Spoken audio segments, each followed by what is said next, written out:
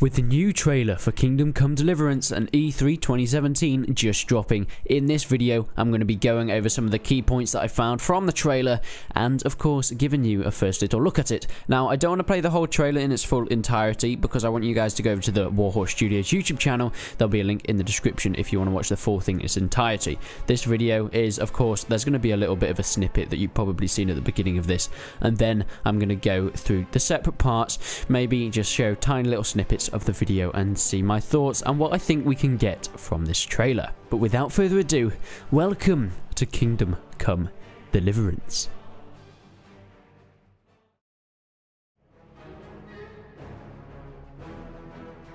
So as we can see at the start, this kind of revolves, the whole story is around the blacksmiths here.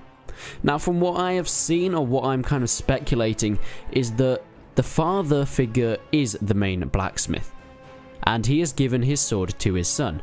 Now his son has gone out into battle and has been killed by this antagonist. Now this is just what I'm getting from this trailer, and it looks like this could be a bit of a story of vengeance, because later on we do see a scene with the man talking about how he's going to get that sword from the antagonist and he is going to kill him with it. He wants to get revenge for the guy that was killed earlier on that obviously owned this sword.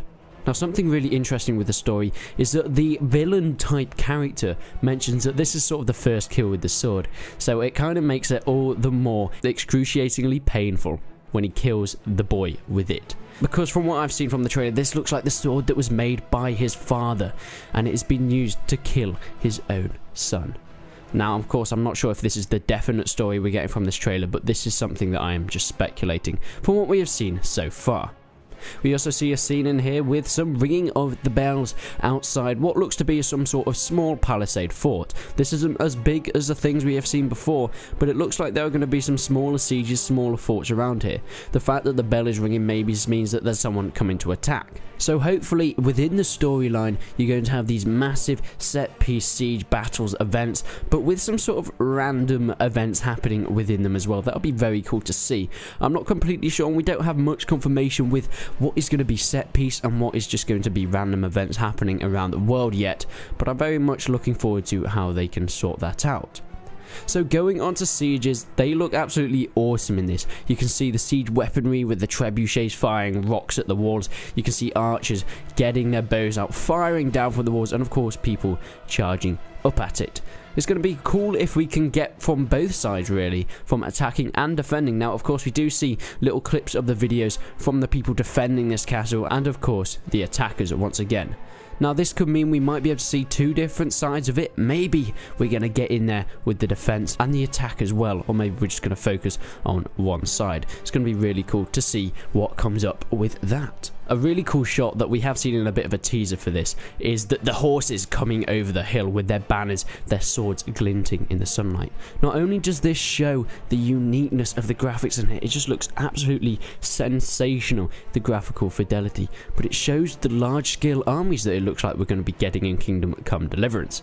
Now we don't have confirmation about how many people we will see on the battlefields, but it looks like not only are we going to have these small skirmishes and these small missions throughout the game that can be random or can be set pieces, but we're going to have these massive events. May it be a siege from one faction against another or a big field battle. I guess we'll have to wait out and see how that plays out.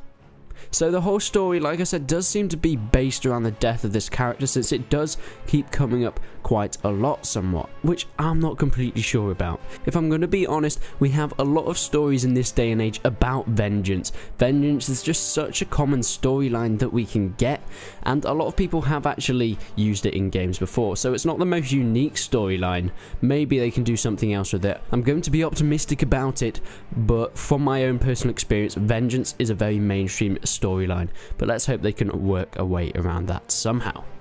But also, of course, there's got to be some sort of love storyline. Maybe on the side, maybe it's going to be a big importance. We can see this man and the woman that are obviously going to be forming some sort of love relationship storyline in amongst this revenge plot and other stories that we get as well. There's also footage of just normal medieval life. We're not always going to be at war.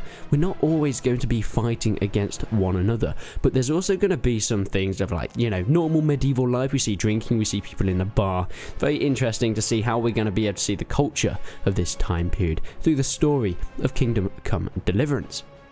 Now, a really cool shot that I noticed when I was going through and analysing this trailer is the fact that there is a picture of a soldier just in the ranks of the army.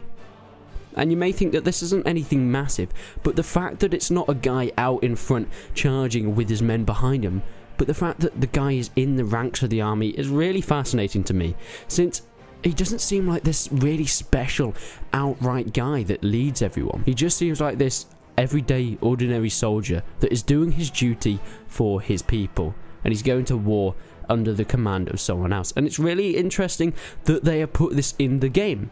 Since yes, I did say that vengeance is a very mainstream storyline, but if we can also get this storyline of just being a soldier in the ranks of battle, this is something that we haven't really seen before.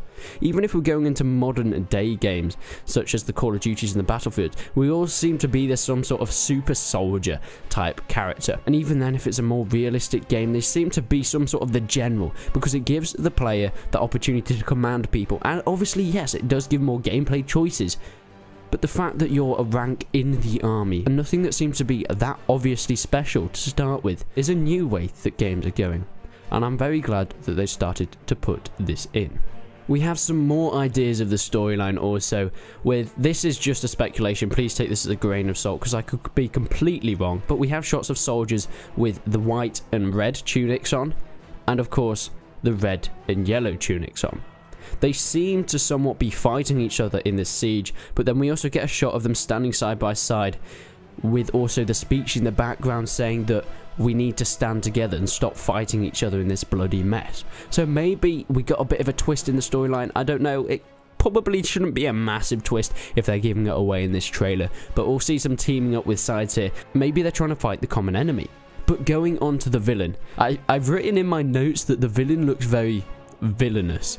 And I'm sort of confused myself why I wrote that. But I think what I was trying to get across is that, in my opinion, they've done a great job of the look of all the characters. And especially this villain. It is a really important thing in a game not to just show something by their actions, but something smaller. You need to be able to show and not necessarily tell what a character's intentions are. For example, you can tell the audience that a character is villainous if the audience can see that this guy is going around, he's going terrorizing the people, getting taxes, killing innocent people that you wouldn't expect him to kill. Now this tells the audience he's a villainous, but how does it show it? How can you show an audience that someone is a villain? You can do this by the way they look. Their actions also come into that somewhat, but I think the way they look and the way they speak and just their use of language is extremely important here. You can just see by his face, his cynical look, that this guy means business and this guy is not a very nice guy. So I'm 90% sure this is the bad guy, or what we seem to be the bad guy from the trailer. He doesn't say anything in this trailer, but something very important that games need to get right is the villain. It's one of the most important things for a story-driven game, since it's what the characters have to go up against. It's what the innocent people, it's what the good guys, supposedly good guys, have to use to combat them. If the villain is weak, the whole storyline is going to be weak. So hopefully Kingdom Come Deliverance can make this villain a really nice villain. Games that we have seen that have done this well as Far Cry 3, the villain in that is absolutely amazing. Maybe Kingdom Come Deliverance can take some ideas of that, have this insane guy that goes around just pillaging and killing people. We get a little bit of the view of some of the combat as well. Now we have seen combat in early alpha, and I have to say, playing it myself, if you want to go back and check some of my other videos on Kingdom Come Deliverance, you can see how the combat is, and it is not quite as fluid as we see in this cutscene. Maybe this is just a cutscene, a pre-rendered thing for the trailer, because it does look very smooth and very flowing, or maybe this is just an improved state of the combat. But we'll have to see when the game finally comes out. So, when is this game going to be released? Now, at the end of the trailer, we do get an official release date. They have said the 13th of February 2018. Which, you know, that's a good while away, but it does give the developers time to get this game to the standard they want. It's not too far away, but it's not too soon either. I think this is a really good release date, and I hope they're going to be able to stay on top of this and not delay it anymore. It would also be confirmed that it is released for PC and consoles, so don't worry, whatever you like to play on, whatever you like to game on, you will get your chance to play Kingdom Come Deliverance if you think it is the game for you. But this is what we have got from the first E3 trailer that has just been released, and I really want to see your comments down below. What do you think you can get from it? What are your ideas from it? And do you think this game is going to live up to the expectations? Make sure you leave your comments down below. But Kingdom Come Deliverance is a game that has been on the radar of many people, and the fan base is growing and growing. I'm very happy that Warhorse Studios have decided to put this trailer out, and I love this trailer. I don't think I would have wanted anything more from a trailer at the moment. But will we see any more information in the future? Make sure you stay subscribed to this channel, and I'll bring it to you as soon as possible. But until then, I will see you in the next one.